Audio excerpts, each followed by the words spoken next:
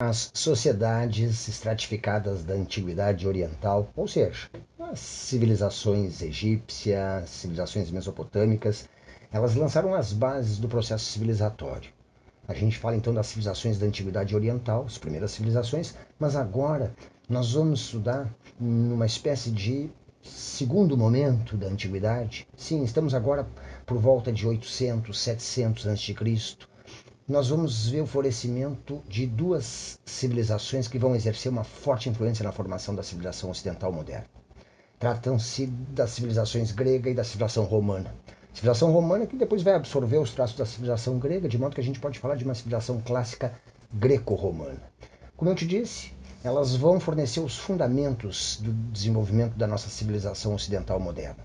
Nós vamos encontrar lá as raízes das nossas instituições, dos nossos padrões estéticos, éticos, das nossas instituições políticas e de tudo aquilo que é fundamental na nossa civilização ocidental nos dias de hoje.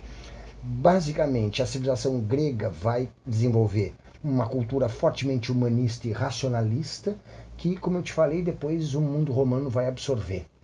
Na verdade, o mundo grego, primeiro, a cultura grega, primeiro se funde com a cultura oriental num processo que resulta na chamada civilização helenística, absorvida depois pelo mundo romano, a partir da República, a expansão romana leva à conquista dessas regiões do Oriente Médio. O mundo romano vai absorvendo então o mundo helenístico.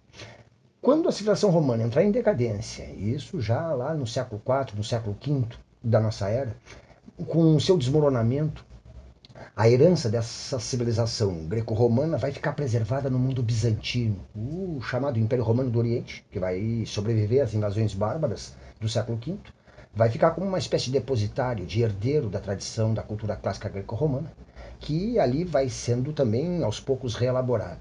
Mais tarde, a partir do fim da Idade Média, a partir do movimento das Cruzadas, a Europa vai retomar o contato com o mundo bizantino e vai começar a se dar o resgate, então, da tradição da cultura clássica greco-romana, que a partir do movimento renascentista é retomada e embasa de novo o desenvolvimento da civilização europeia.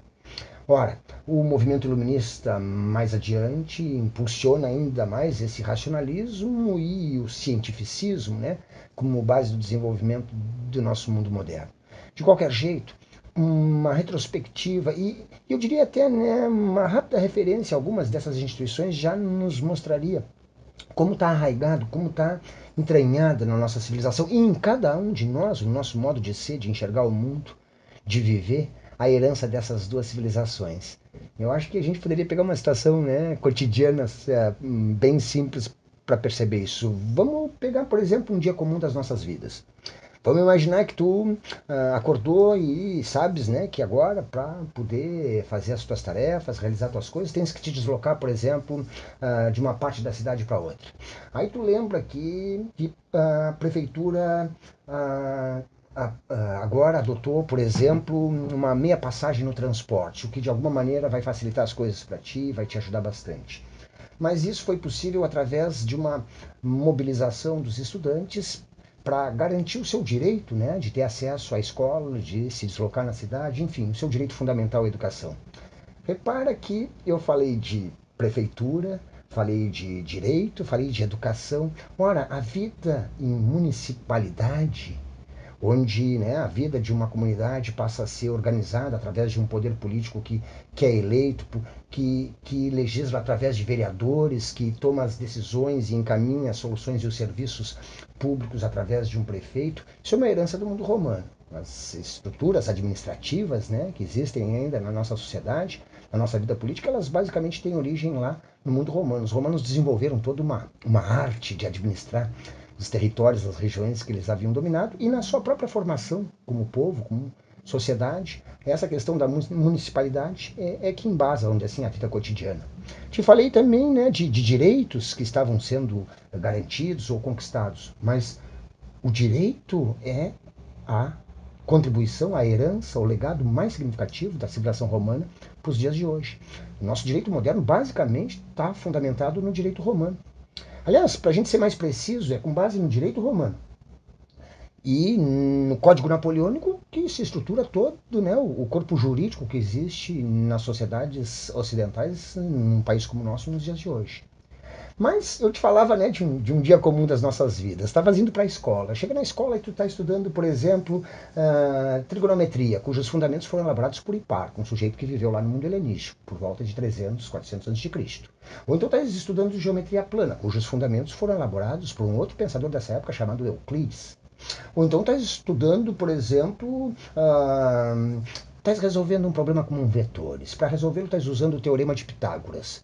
Pitágoras é um grego, um dos fundadores da filosofia, um dos filósofos pré-socráticos que vive por volta de 500 a.C. Repara, bom, não estás mais estudando física e nem matemática, estás estudando química, estás estudando a estrutura da matéria. Mas a ideia genial de que tudo que existe na natureza é formado por unidades tão pequenininhas, indivisíveis, átomos, que combinados entre si originam tudo que existe na natureza, essa ideia genial foi formulada por um grego chamado Demócrito há 2.500 anos atrás. Repara então que na origem das nossas ciências, dos nossos conhecimentos, de como nós, vamos dizer assim, compreendemos a natureza, o seu funcionamento, está a herança da civilização grega. Terminada a manhã de aula, tu vai para casa e enquanto a refeição está sendo preparada, tu está assistindo a um noticiário, né, no meio-dia.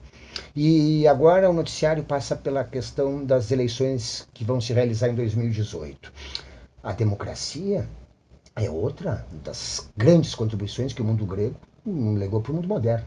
Verdade que a nossa democracia representativa hoje tem diferenças bem marcantes com relação à democracia direta que os gregos exerciam na polis, né, na sua cidade-estado. Mas é uma instituição tão preciosa para nós, e nesse momento em que a gente está aqui conversando sobre isso, em tantos lugares do mundo, pessoas estão arriscando a própria vida por defender a ideia de que todos nós temos o direito de nos expressar livremente, de decidir sobre aqueles que nos governam ou sobre as leis, né, que regulam a nossa vida em sociedade. Repara que a questão da liberdade, da democracia como valores, né, fundamentais para a organização de uma vida em sociedade é uma herança do mundo grego.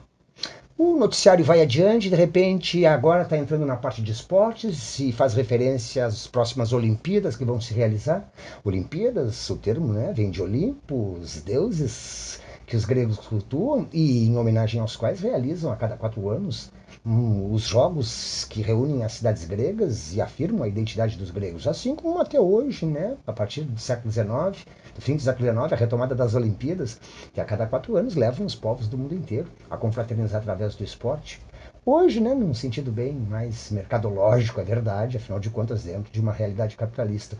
Mas repara que, tal como os gregos faziam há 2.700 anos, é também dessa forma que os povos, né, que as nações do mundo se integram, confraternizam ou se afirmam, né, na sua identidade.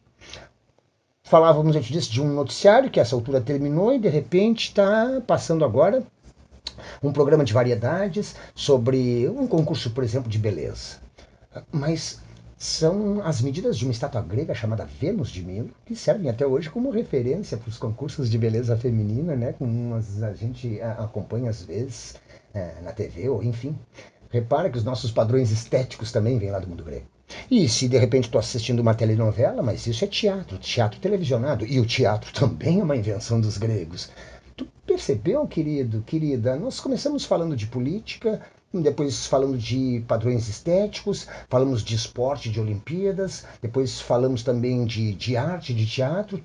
Tudo nos leva para o mesmo lugar, não só quando a gente fala então da origem, né, das nossas ciências, da nossa filosofia, das nossas instituições políticas, dos nossos padrões estéticos, dos nossos valores éticos, tudo que é fundamental, que embasa a nossa civilização, mesmo que hoje tudo isso esteja, vamos dizer assim, passando por transformações tão profundas e radicais, mas se chegamos até aqui, chegamos caminhando sobre, vamos dizer assim, um lastro, né, elaborado por duas civilizações, cujo desenvolvimento nós vamos estudar agora detalhadamente. Nós vamos ver como, através de mitos e de lendas, né, essas civilizações falavam das suas origens. Depois de passar por essa fase mitológica, vamos ver como é que se desenrolou a história dessas civilizações. No caso dos gregos, a partir da formação das cidades-estado, da polis grega, vamos comparar as polis mais famosas, né? Esparta e Atenas. Vamos ver depois sua luta contra os persas, vamos ver depois seu conflito que acaba por enfraquecê-las e leva à dominação dos macedônios.